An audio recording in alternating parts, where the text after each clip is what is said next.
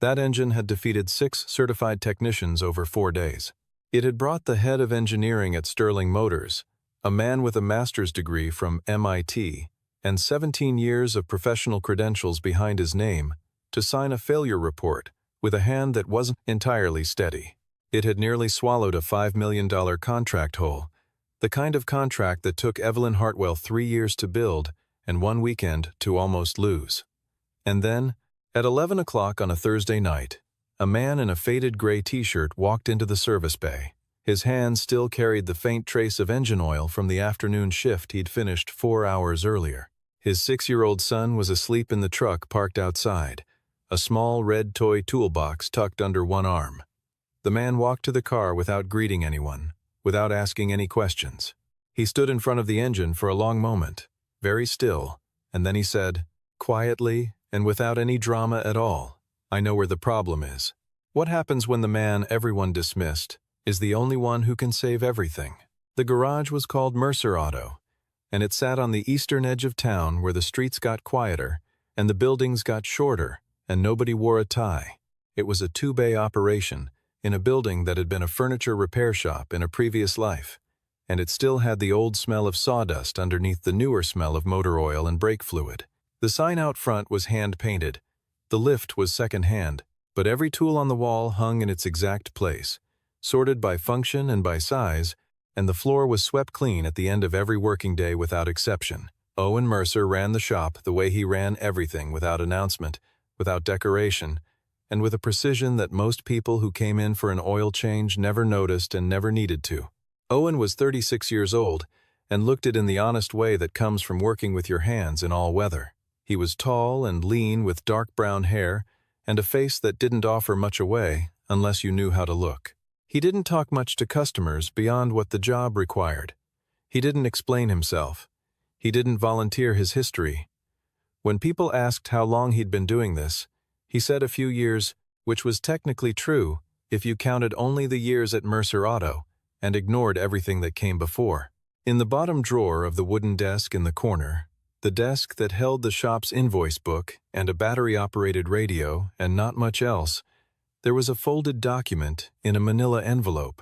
It was a certificate of appointment from Veltec Motorsport, a German mechanical engineering firm that consulted for European supercar manufacturers, naming Owen Mercer as chief engine architect at the age of 31, the youngest in the company's history. The envelope had not been opened in 2 years. In the corner of the shop, on a wooden stool with a cushion tied to the seat, sat Isaac. He was 6 years old and serious, in the way that small children sometimes are when they have been paying close attention to the world for their entire short lives. He had his father's dark eyes and his mother's habit of going quiet when something was bothering him. Every afternoon after school he came to the shop, sat on the stool, and opened his red toy toolbox, a battered plastic thing with a yellow latch that he had owned since he was 3. He would lay out the toy wrench and the toy screwdriver and the toy ratchet on the floor in front of him, and then he would crouch over whatever piece of scrap metal Owen had set aside for him and pretend to work. He took it seriously. He always had. On the shelf above Owen's desk, beside the radio and the invoice book, there was a thick notebook with a brown leather cover. It was filled front to back in Owen's handwriting notes on classic European engines, hand-drawn diagrams, annotated references, the accumulated record of 3 years of independent research. On the inside cover, in the same careful hand, was a single line, for M. Beside it, smaller, almost invisible, and for whoever comes after. Across town, on the main boulevard, where the buildings had glass facades and the parking valets wore matching blazers, Sterling Motors occupied a full city block. The banner stretched across the upper story of the building read, "Private Exhibition Special Classic Collection Friday, 7 p.m. It was the most important event on Evelyn Hartwell's calendar for the year, and it had been for the past 8 months. Evelyn was 32 years old and ran Sterling Motors with the kind of focused intensity that made her good at her job and occasionally difficult to be around. She had taken over the dealership from her father at 28, rebuilt the clientele in 3 years, and positioned Sterling Motors as the premier destination for classic and collector vehicles on the eastern seaboard. She was precise, she was demanding, and she did not believe in second chances for people who wasted her time. She also had not slept properly in 4 days. Isaac noticed the Sterling Motors banner through the shop window one afternoon while Owen was finishing a brake job on a sedan. The boy pressed his nose against the glass and studied the photograph of the cars. Then he looked back at his father. "Dad," he said, "do you think you could fix those?" Owen glanced at the banner. He didn't answer. He turned back to the brake caliper and kept working. On Monday morning, Owen drove to Sterling Motors to pick up a parts order. He did this because the specific component he needed, a fuel delivery valve for a 1970s Italian roadster he was restoring for a private client, was only available through a supplier that Sterling Motors imported exclusively, and the wait time for a direct order was 6 weeks. Owen had called ahead. He had a confirmation number. He brought Isaac because school didn't start until 9, and it was only a quick pickup. He wore what he always wore: work pants, steel-toed boots, a clean but well-worn jacket. Isaac carried his red toolbox, as he almost always did when they went anywhere together, the way other children carry stuffed animals. The showroom floor of Sterling Motors was everything Mercer Auto was not: high ceilings, recessed lighting, cars displayed like sculpture on platforms of polished concrete. The staff moved in quiet clusters and spoke at the volume of a library. Owen went to the parts counter, gave his confirmation number, and waited. Isaac stood beside him and looked up at a silver 1962 Ferrari on the nearest platform with an expression of pure, uncomplicated awe. Jason Caldwell came through the door behind the counter before the parts clerk could respond to the confirmation number. He was the head of technical services at Sterling Motors, 40 years old, broad-shouldered, with the particular confidence of a man who had never in his professional life been told he was wrong by anyone whose opinion he respected. He looked at Owen once, from the top of his head to the toes of his boots, with the efficient thoroughness of a man cataloging something he intends to discard. Then he looked at Isaac and at the red plastic toolbox. He said, loudly enough for the nearest cluster of staff and the 2 customers browsing the showroom floor to hear without difficulty, "This counter isn't a walk-in service desk for backyard mechanics. If you need parts, there's an auto supply warehouse on Route 9. He paused for exactly long enough to make the next part land. "And bring your kid to a place like this again, and I'll have security escort you out. This isn't a playground." The showroom went quiet in the small, specific way that spaces go quiet when something has happened that everyone present has decided not to acknowledge. One of the browsing customers turned slightly away. A staff member near the far wall found something on her clipboard to look at. Isaac stopped looking at the Ferrari. He looked down at the red toolbox in his hands instead, and then he pressed it against his chest. Owen did not raise his voice. He did not change his expression. He looked at Jason Caldwell for approximately 2 seconds, a look that was perfectly flat and perfectly still, and somehow more uncomfortable than anger would have been, and then he looked at Isaac. He said nothing to Caldwell. He simply waited at the counter until the parts clerk, clearly wanting the interaction to end, processed the confirmation number, and brought the component from the warehouse. Owen signed for it, tucked the box under his arm, and walked to the door. Isaac fell in beside him. Just before they reached the exit, Isaac said quietly, "Dad, let's go." And they did. On the second floor, behind the long window that overlooked the showroom floor, Evelyn Hartwell had watched the exchange. She had seen Jason's performance, and she had seen the man in work clothes, and she had seen the small boy with the red plastic box pressed to his chest. She had not intervened. She had looked back at her phone. She had walked away. She told herself it was because she hadn't heard everything clearly. She would think about that later, in the dark, in the quiet of the shop floor on Thursday night, and she would know that wasn't true. The Lamborghini Miura S had been built in 1971 and was one of fewer than 800 ever made. The specific example in Sterling Motors' service bay had been modified in the 1990s by an Italian engineer named Maurizio Rinaldi, who had worked for a small Milanese firm that specialized in the mechanical restoration of pre-emissions-era European automobiles. Rinaldi had died in 2004, and he had left behind no written documentation of his modifications, no drawings, no service manuals, no annotated schematics. What he had left behind was a V12 engine that ran, by all accounts, better than the day it left the Santa Gata factory until 4 days ago, when it had simply stopped. Not gradually. Not with warning. It had stopped between one firing cycle and the next, as completely as if someone had switched it off at a source that no diagnostic instrument could locate. Harold Voss, who owned the car, and 9 others in the collection he had placed on consignment with Sterling Motors, had called Evelyn personally. His voice had been calm. That was worse than shouting. If the Miura was not running, and on display by Friday at 7 p.m., he said, he would withdraw the consignment agreement in its entirety. $4.8 million in inventory. Gone.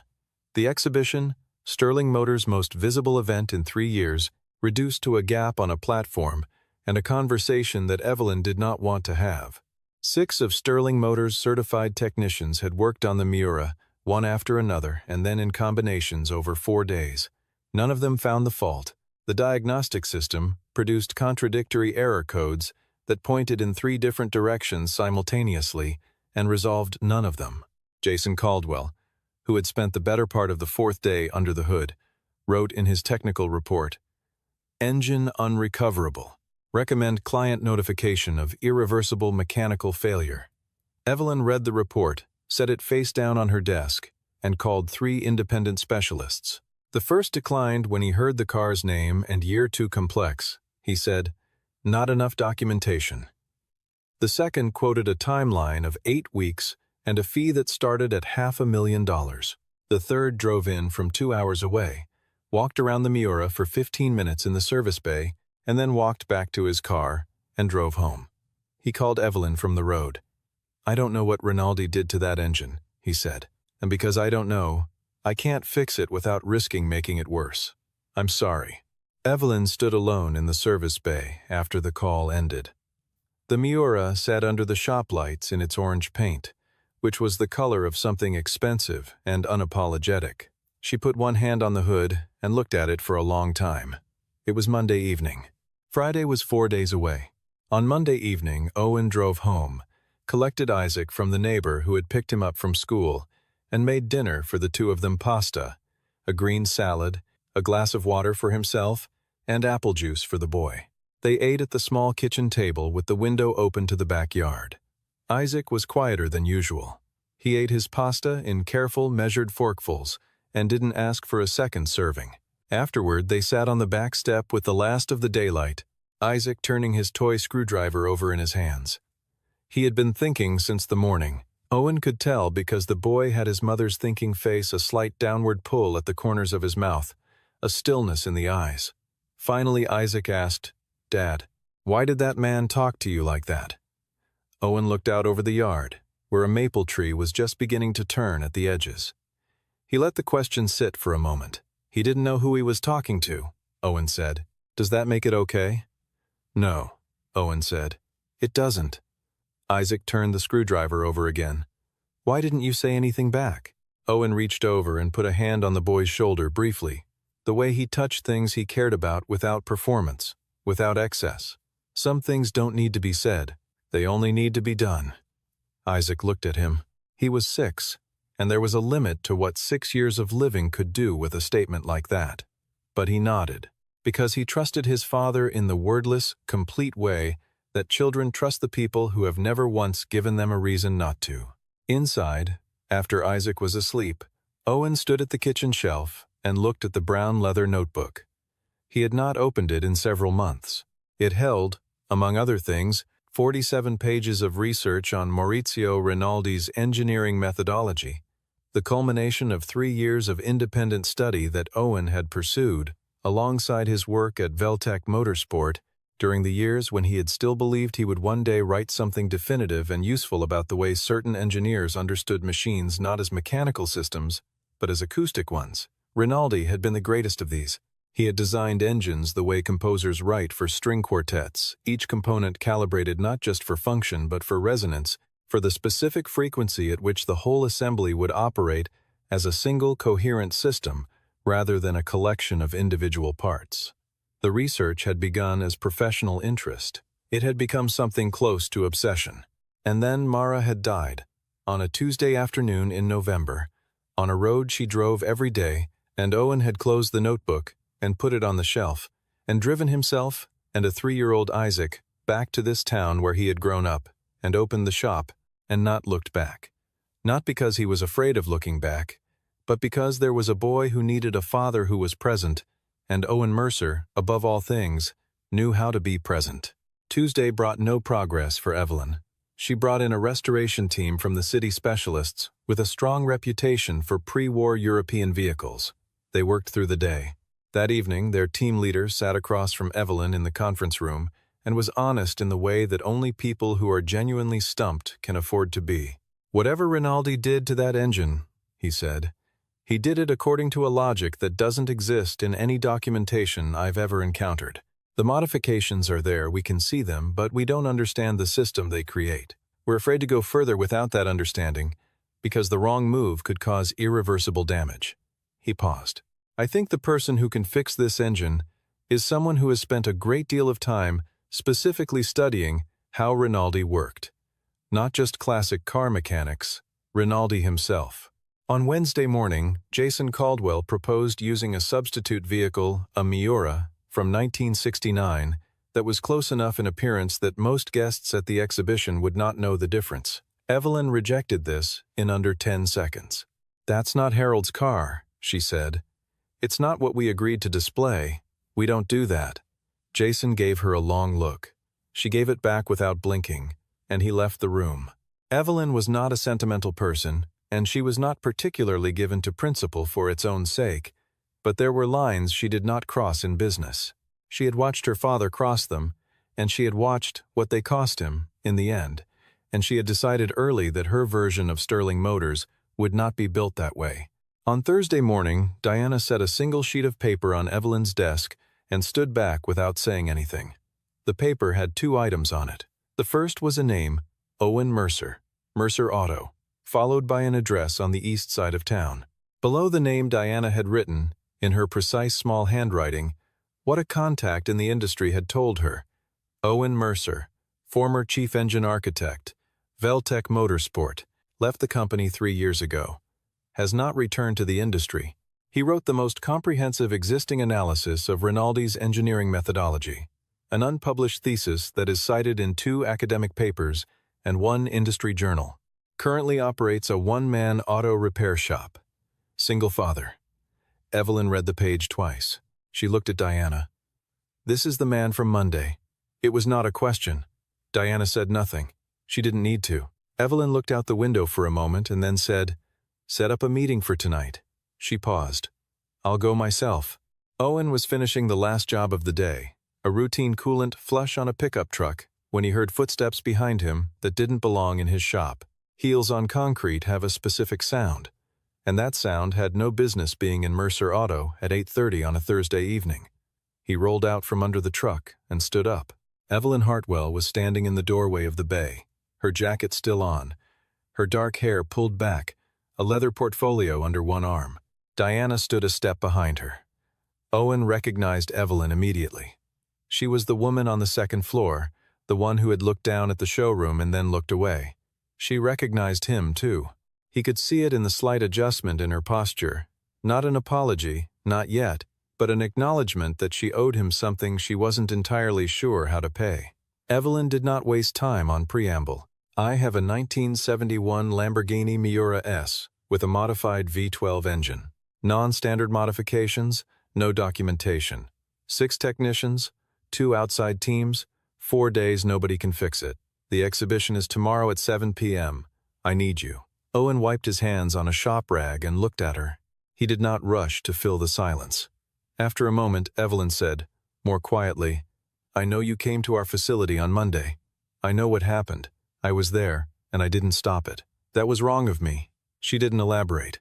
She wasn't a woman who expanded on apologies, but she had said it, plainly, and she meant it. And Owen heard both things, the words and the fact of them. "What did your technicians do to it?" Owen asked.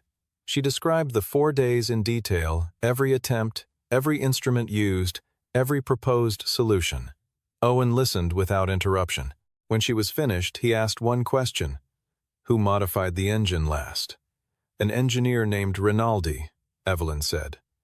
Maurizio Rinaldi. He died in 2004. For the first time since she had walked through the door, something changed in Owen's face. Not a dramatic shift, a small thing, a stillness becoming a different kind of stillness.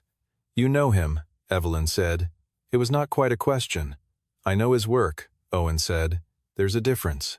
He glanced across the bay to where Isaac was curled on the wooden stool under a blanket, asleep with the red plastic toolbox held loosely in one small hand. He looked at it for a moment. Then he looked back at Evelyn. I'll come and look at it, he said. I'm not making any promises. He locked the shop, drove Isaac to Eleanor Collins' house 3 streets over. Eleanor was 64, and had watched Isaac through 2 bouts of the flu and a broken collarbone, and a phase where he would only eat beige foods, and she opened the door without a word, took one look at the bag of tools Owen was carrying, and nodded, and drove to Sterling Motors. The service bay was empty except for the 3 of them in the car. The Miura sat under the overhead lights in its deep orange paint, and even standing still in a fluorescent-lit workshop, it had a quality that was difficult to name. Something about the proportions, the low and aggressive stance, the way the light moved across the long hood. Owen stood in front of it for a long moment without touching it. Then he walked around it once, slowly, his hands at his sides. Then again, Evelyn watched from a stool she had pulled to the far end of the bay. She had folded her jacket over her lap, and she sat with the particular stillness of someone exercising restraint. Diana stood near the door. Jason Caldwell had been in the building when Owen arrived. He had seen who Evelyn had called in, and he had left without saying anything, his expression carrying the specific quality of contempt that is shading over into something else, and hasn't quite decided what. Owen opened the hood. He looked at the engine without touching it, just looked, the way he looked at everything before he touched it, which was the first habit he had developed when he was young, and which he had never lost. Then he reached into his bag and took out a modified stethoscope, the chest piece replaced with a small metal probe, the tubing extended, the earpieces cushioned. He began placing the probe against the engine block, systematically, moving from point to point, in a pattern that made no immediate sense from the outside, but was in fact a precise sequence derived from diagrams in the brown leather notebook now open on the workbench beside him. He listened. The bay was silent enough that the only sounds were the faint tick of cooling metal and the occasional distant noise from the street. Evelyn held her position for 20 minutes. Then she stood up and walked halfway toward the car. Have you found something? Owen said, without looking up. Not yet, but I know what I'm looking for. She asked what that was, and he straightened slightly and told her, Rinaldi didn't engineer conventionally. He engineered acoustically. Every component was calibrated to resonate at a specific frequency so that the system as a whole operated as a single harmonic unit. If one component is displaced even fractionally from its designed position, the resonance breaks and the whole system shuts down. Not gradually, instantly. There's no error code for it because no diagnostic software was ever written to measure it. You'd have to know it was possible before you could look for it. Evelyn was quiet for a moment. Where did you learn that? I spent 3 years studying Rinaldi's work, Owen said, returning to the stethoscope. I was going to write a thesis about it. What happened? She asked it quietly, the way you ask a question, when you already suspect the answer might be something you don't have the right to hear. Owen said, my wife died. After that, I wasn't interested in writing anymore. He said it the same way. He said everything, without softness, without hardness, just the plain weight of the fact. Evelyn looked at the Miura's engine and said nothing. It was 1 in the morning when he found it. He had removed the 4th layer of the fuel delivery assembly, working with the patience of someone who understands that urgency and speed are not the same thing, and there, tucked between the primary and secondary fuel rails, was a wafer-thin thermal isolation plate that had no business being there according to any factory specification. Rinaldi had fabricated it himself from a titanium-copper alloy, approximately 2 millimeters in thickness, positioned with tolerances measured in tenths of a millimeter.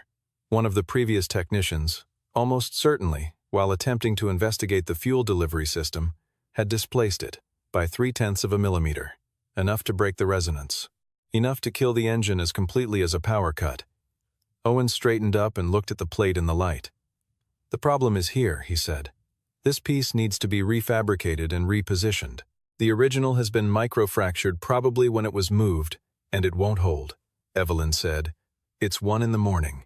I know. I need 40 grams of titanium copper alloy and a handheld grinder with a fine-grade wheel." She looked at him for a second. Then she picked up her phone.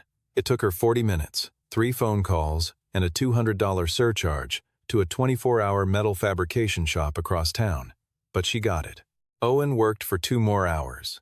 He fabricated the replacement plate on the workbench using the grinder, the original as a template, and calipers that measured in hundredths of a millimeter. He checked the thickness at 11 points. He checked it again. Then he reseated the assembly layer by layer. Each component returned to its exact position in the sequence he had documented before disassembly. His hands did not rush. His hands never rushed. They moved with the particular efficiency of someone who had performed 10,000 versions of this motion and no longer needed to think about any of them. Evelyn watched without speaking. At some point, Diana had quietly brought 2 coffees from a machine somewhere in the building and left one on the bench near Owen and one near Evelyn and retreated without comment. At 3:45 in the morning, Owen closed the engine cover, set down his tools, and looked at the Miura. "Start it?" he said. Evelyn climbed into the driver's seat. She put the key in the ignition. She turned it. The V12 engine turned over, caught, and opened into a sound that filled the service bay completely. Not the stuttering, uncertain sound of a sick engine trying, but a deep, even, authoritative bellow that settled immediately into a low, resonant idle. It was the sound of something that knew exactly what it was. Evelyn sat in the driver's seat with both hands on the wheel and did not move for a long moment. Then she closed her eyes. When she opened them, Owen was wiping down his tools and placing them, one by one, back in the bag. He was at the door with his bag over his shoulder before Evelyn got out of the car. "I'll send an invoice by email," he said. "My rates are standard. The parts cost is on top." "I want to know what to pay you," she said. "You'll get what I send." He looked at Isaac asleep on the stool he had brought the boy in after midnight, and Eleanor had carried him inside and settled him there without being asked, and then he picked Isaac up, settled the boy against his shoulder, and picked up the red toolbox in the same hand. Isaac stirred, but did not wake. Owen walked to his truck in the pre-dawn dark, buckled Isaac into the back seat, and drove home. He got there at 6:15. He drank a coffee at the kitchen table in the quiet house, while the street outside slowly filled with the sounds of a neighborhood waking up. He was still there when Isaac came downstairs at 6:45, blinking and confused, still in the clothes he'd gone to sleep in. "Dad, where did we go?" "I fixed a car," Owen said. "A nice one," Isaac said. Not as a question, more as a statement of what he expected from his father's nights. "Yes," Owen said. "I think you'd like it." Diana put a tablet in front of Evelyn at 7:30 that morning, before Evelyn had finished her first coffee. On the screen was an article from a German automotive engineering journal, dated 2019. The headline read, "Veltec Motorsport appoints Owen Mercer as chief engine architect youngest in company history." The photograph showed Owen in a suit, standing beside an engine prototype, facing a bank of cameras, with the expression of a man who would rather be working on the engine than standing next to it for a photograph. Below the article, Diana had pulled up a citation from an academic paper on pre-emissions European powertrains, a paper from 2020 that referenced, in a footnote, an unpublished research thesis by Owen Mercer of Veltec Motorsport's research division, described as the most thorough existing analysis of Rinaldi's engineering methodology. Diana said, quietly, "He didn't just know about Rinaldi. He is the foremost living authority on Rinaldi's work." Evelyn set down her coffee cup. She looked at the photograph for a long time, the younger face, the same flat, steady eyes, the hands that even in a posed photograph looked like they were resting and not performing. She thought about the man in the work jacket at the parts counter on Monday morning, the boy with the red plastic toolbox. The way Owen had looked at Jason Caldwell for exactly 2 seconds and said nothing and walked out. She thought about all the things that look had contained, and all the things he had not bothered to say, because he hadn't needed to. She picked up her coffee again. "Where is Jason?" she asked. Diana told her. "Send him in," Evelyn said.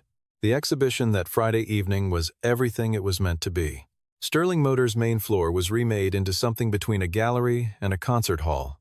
Warm light, careful spacing between cars, a string quartet in the corner playing something European and unhurried. The guests came in their good clothes and moved slowly between the vehicles, with the particular reverence that expensive, beautiful things tend to produce in people who can afford them. At the center of the display, on the raised platform in the middle of the room, the 1971 Lamborghini Miura S sat in its deep orange paint, under a light that had been angled specifically to catch the curves of the hood. Its engine was running. The sound it produced was barely audible in the room, a low, settled vibration that you felt more in your chest than heard with your ears, but it was there, and it was perfect, and every person in the room who knew anything about these cars knew what it meant that it was there. Harold Voss arrived at 7:15, 20 minutes past the start time, the way men of his particular standing arrive at events unhurried, aware that the room will wait. He was 72, white-haired, and had the bearing of someone who had spent 60 years surrounded by things of exceptional quality and had developed the ability to recognize them without effort. He walked straight to the Miura and put his hand on the hood above the engine and felt the vibration and stood there for a moment with an expression that was not public. Then he found Evelyn. "You did it," he said. Not an accusation, not excessive praise, simply a statement from a man who had not entirely believed it would be done. "I had help," Evelyn said. Harold looked at her carefully. He had done business with Evelyn for 3 years, and he had never heard her use that particular word in relation to herself. "Who?" Evelyn said. "Owen Mercer." Harold Voss was quiet for the span of 3 seconds. Then he said slowly, "The Mercer who wrote the Rinaldi thesis." "Yes." "Good God." He looked at the Miura and then back at her. "I read that thesis before it was even finished. A colleague at Veltec sent me 40 pages of it as a draft. I thought whoever wrote it must have spent half a lifetime on it." He paused. "What is he doing now?" "He has a small shop," Evelyn said, "on the east side. He does general repair work." Harold looked at her with an expression that was not quite pity and not quite admiration, but somewhere between the two, aimed at life itself and the strange arrangements it produced. "Some men choose the life they choose," he said. "That's worth respecting." He moved away to rejoin the other guests. Evelyn watched him go, and then she looked at the Miura, and then she looked at the space above the street through the tall windows. She stayed there for longer than the evening required. Jason Caldwell had been reassigned on Friday morning. Not dismissed, Evelyn was not careless about employment. And what Jason Caldwell had done at the parts counter on Monday was not a terminable offense in any legal sense. But he had publicly belittled a customer on her premises, and that customer had turned out to be the only person in the relevant professional world capable of fixing the problem Jason himself had declared unfixable. The reassignment was to a standard technician role, 2 levels below his previous position. There was no performance review, no disciplinary letter. Evelyn simply told him, in the same tone she used to discuss quarterly inventory projections, what his new role was and when it would begin. Jason had stood in her office with his jaw set and had not argued, because there was nothing to argue. He knew what he had done, and he knew what it had cost, and the calculation required no explanation from either party. Owen's invoice arrived on Saturday morning, as promised. The number was reasonable in the way that the invoices of people who are very good at things and have stopped needing to charge what they're worth tend to be reasonable.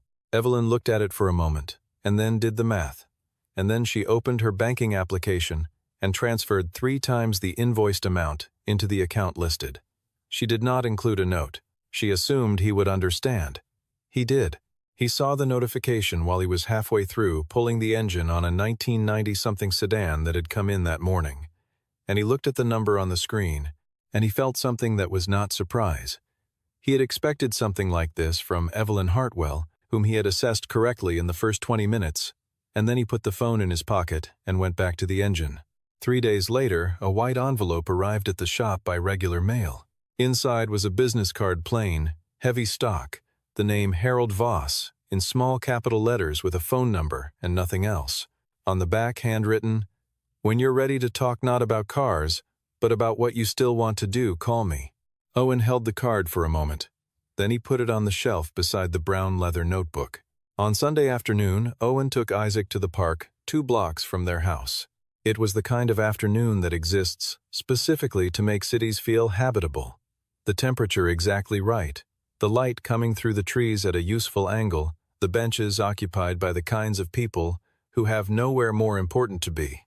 Owen sat on the bench nearest the oak trees with a thermos of coffee. Isaac ran in wide circles with his red toolbox, performing some elaborate private operation that involved inspecting the bases of trees for structural faults. Owen watched him and drank his coffee, and was thinking about nothing in particular when he heard footsteps on the path and looked up. Evelyn Hartwell was walking toward the bench from the direction of the main gate. She was wearing something that wasn't work clothes, which made her look like a slightly different version of herself. Same posture, same economy of movement, but without the professional architecture. She had recognized him before he recognized her. She stopped about 6 feet away, and they looked at each other. Neither of them said anything for a moment, which under other circumstances might have been awkward, and under these circumstances simply was what it was. Isaac came pelting back from the tree line, skidded to a stop, looked at Evelyn, and looked at his father. "Do you know her?" he asked. "Yes," Owen said. Isaac looked at Evelyn. "Does he know you because of cars?" Evelyn glanced at Owen. Something moved at the corner of her mouth. "He helped me fix one," she said. Isaac considered this. "Was it a good one?" "Very good," she said. Isaac nodded, satisfied with this answer as a complete account of the matter, and ran back to the trees. Owen moved along the bench slightly, not an invitation, not its opposite, just space. Evelyn sat down. They were quiet for a moment, watching Isaac conduct his inspection at the base of a particularly large oak. Evelyn said, "You received the transfer." "Yes," Owen said. "You didn't object. I don't do charity." She looked at him. "No," she said, "you don't." She looked forward again. The park made comfortable sounds around them, children, birds, the distant noise of the city containing itself in the afternoon. "Are you going to call Harold?" Evelyn asked. Owen turned his coffee thermos in his hands. "I don't know. Isaac's still young." "That's not really an answer. It's the true one." He said it without deflection, without apology. She looked at him for a moment and then looked back at the field where Isaac was now sitting cross-legged on the grass with his toolbox open, arranging the contents in a row in front of him, with the seriousness of someone conducting inventory. Evelyn said, "What you did Thursday night, not just the technical part, the whole thing. Most people in your position would have let Sterling Motors fail. Most people in my position weren't there," Owen said. She turned and looked at him directly for the first time since she had sat down. He looked back. "If there's ever a day when you want to do something more than repair ordinary cars," she said, "I would like to be the first person you call." Owen held her gaze. "Why?" She paused for a moment, not because she didn't have the answer, but because she was deciding how much of it was appropriate to give. "Because I know what I did on Monday," she said, "and I don't like being in debt." She stood, tucked her hands in her jacket pockets, and walked back the way she had come unhurried, not looking back, her footsteps steady on the path until the trees came between her and the bench. Owen watched until she was gone. Then he looked at Isaac, who had finished his inventory and was now holding up the toy wrench and examining it against the light, with the expression of a craftsman evaluating a tool. Isaac said, without looking up, "Did she leave already?" "Yes. She seemed okay." Owen looked at the path where Evelyn had walked. The light through the trees made a pattern on the ground that shifted and settled, shifted and settled. "She might be," he said. Isaac accepted this with his characteristic efficiency, put the wrench back in the toolbox, and snapped the yellow latch closed. He brought the box over and set it on the bench between them, red plastic, worn at the corners, the paint on the latch scratched from 4 years of use. He climbed up beside it and leaned against his father's arm. Owen put his arm around the boy. They sat there while the afternoon did its slow, unhurried work around them, and the red toolbox sat between the man and the space he had made on the bench, small and present and still.